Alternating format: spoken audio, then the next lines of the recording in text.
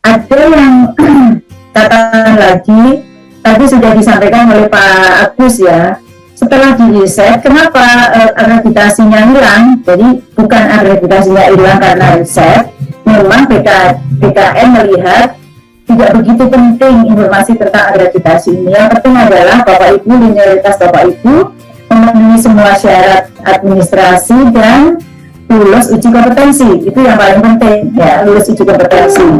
Terkait dengan akreditasi itu sudah dihilangkan sebenarnya karena memang itu tidak begitu penting, tapi agak merepotkan Bapak Ibu karena akreditasi ketika lulus. Misalnya yang sudah berumur di atas 50, lulusnya kan pasti sekian puluh tahun yang lalu, barangkali saat itu tidak ada akreditasi perguruan tingginya ya. Mungkin waktu saya kuliah dulu S1 juga tidak tahu akreditasi kampus saya itu apa, sehingga ini yang menyulitkan, tetapi tidak memberikan kontribusi yang bermakna pada pendaftaran, itu yang dihilangkan. Jadi Bapak Ibu jangan khawatir kalau kemudian akreditasi lalu mandek di situ. Jadi itu kalau hal yang tidak diminta lagi di dalam SSC ASN, jangan mencari-cari, itu malah menyulitkan kita sendiri. Intinya seperti itu. Lalu ada lagi pertanyaan, kalau NIK-nya itu tidak sesuai, itu yang paling penting basisnya. Basis dalam pendaftaran ini Bapak Ibu itu bukan NIPTK atau apa, tetapi memang basisnya itu adalah NIK ya. Maka di dalam langkah pendaftaran itu yang pertama itu pengecekan identitas ya, ini kemarin sudah disampaikan oleh Pak Andika ya. Itu memang kalau yang paling penting itu ini saya mau share screen tapi tidak bisa, nggak apa-apa, saya hanya menyampaikan saja. Jadi yang paling penting itu pengecekan identitas dengan pelengkapan data dan pengecekan ulang data, itu yang harus dilakukan. Jadi harus betul apa yang tadi disampaikan oleh Pak Agus, bahwa yang paling penting data, nama data itu sesuai dengan yang tertulis di KTP.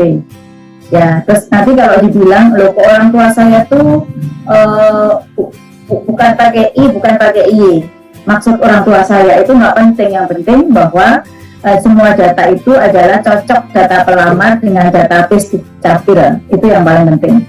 Kalau itu data pelamar tidak sesuai dengan tidak dengan hati nurani, sebenarnya nama saya itu Suryani pakai Y, kenapa pakai I?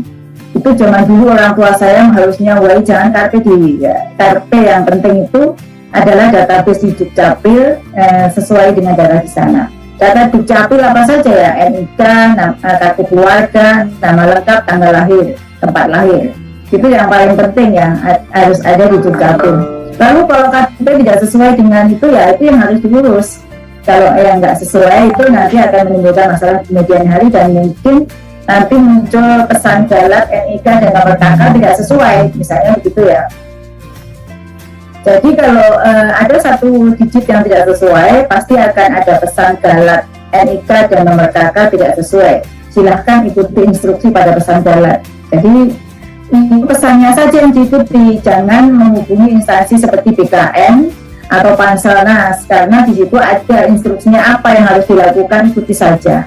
Pokoknya itu Bapak Ibu kalau mengikuti pesan yang semua ada di SSC ASN, ikuti. Kadang-kadang Bapak Ibu itu begitu muncul itu langsung di screenshot dikirim, saya harus bagaimana ini proses, saya juga nggak tahu harus bagaimana, karena kan saya tidak menangani masalah teknis ini. Tetapi sebenarnya di dalam itu sudah ada siapa yang akan yang bisa Bapak Ibu lakukan, ada menghubungi Halo Dukcapil gitu. Jadi tidak menghubungi BKN atau tidak menghubungi Panselnas, karena memang itu berarti masalahnya itu bukan di sistem tapi di Anda sendiri, kenapa KTP dan KK itu tidak sesuai.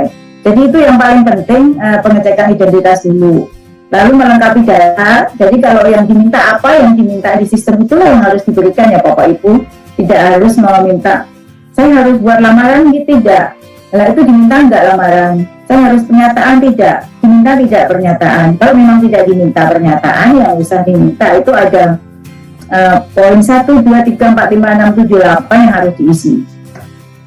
Yang satu ya KTP, email, nama lengkap tanpa gelar, password, pertanyaan pengaman, jawaban pengaman, itu yang harus diisi. Ikuti saja di situ Bapak Ibu. Jangan takut, karena kalau belum resume itu masih bisa semuanya itu masih belum sampai mencetak kartu, itu sebenarnya masih dicek ulang terus.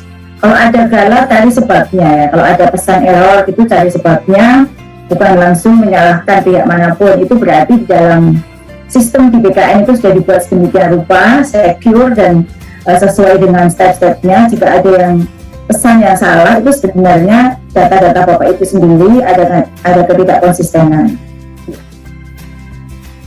Setelah itu Bapak Ibu nanti harus dilengkapi data itu, apa yang harus diupload. Misalnya yang diupload itu misalnya KTP, kalau tadi Pak Agus sampaikan, dan swafoto itu foto dan KTP. Jadi fotonya nggak usah dikasih aplikasi yang supaya cantik, supaya bulu matanya panjang, supaya mukanya tirus. Nanti kalau dicek, loh ini siapa, ini artis dari mana, kok beda dengan peserta. Nah sekarang banyak ya Bapak Ibu, jangan percaya sama foto yang di media sosial itu, karena semua itu menggunakan face application. Itu nggak usah, biar jelek itu tetap cantik kok, karena Allah memberikan sudah dengan kelebihan masing-masing. Nggak usah dipakai aplikasi, itu nanti akan tidak terbaca seperti apa yang disampaikan oleh Pak Agus tadi. Misalnya kan pengen brewok tapi nggak punya brewok, ditambah aplikasi brewok, ya jangan kayak gitu. Kemudian sampai selesai proses, kalau ketika Anda mau sampai proses pendaftaran akun sampai selesai, pastikan data sudah terisi dengan benar, karena tidak bisa lagi memperbaiki atau mengulang kembali tahap pendaftaran ya. Ketika selesai pendaftaran, klik proses pendaftaran akun selesai, itu berarti data-data tadi harus sudah tidak bisa lagi dicek ulang semuanya satu-satu, waktunya masih lama. Jadi cek ini betul-betul sampai ini sudah tidak bisa diulang lagi. Nanti Bapak Ibu akan mendapatkan kartu informasi akun sistem seleksi calon ASN yang isinya ya kartu yang bisa Bapak Ibu cetak begitu.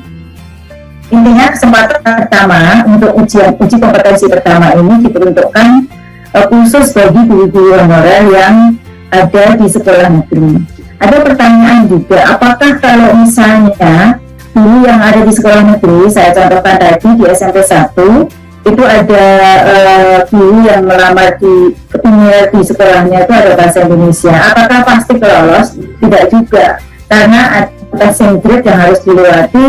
Dan kalau Bapak Ibu melihat ketentuan kelulusan dalam Permenpan itu, selain harus melewati passing grade, juga dilihat dari ranking tertinggi.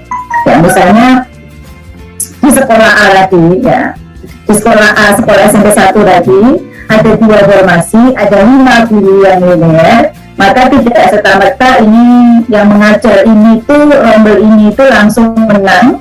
Tetapi kalaupun dia memenuhi passing grade, masih harus beradu dengan guru-guru lain sesuai dengan rankingnya. Itu ada di dalam Permenpan RT ya, pasal penilaian atau evaluasi. Seperti itu. Jadi itu terkait dengan hal tersebut.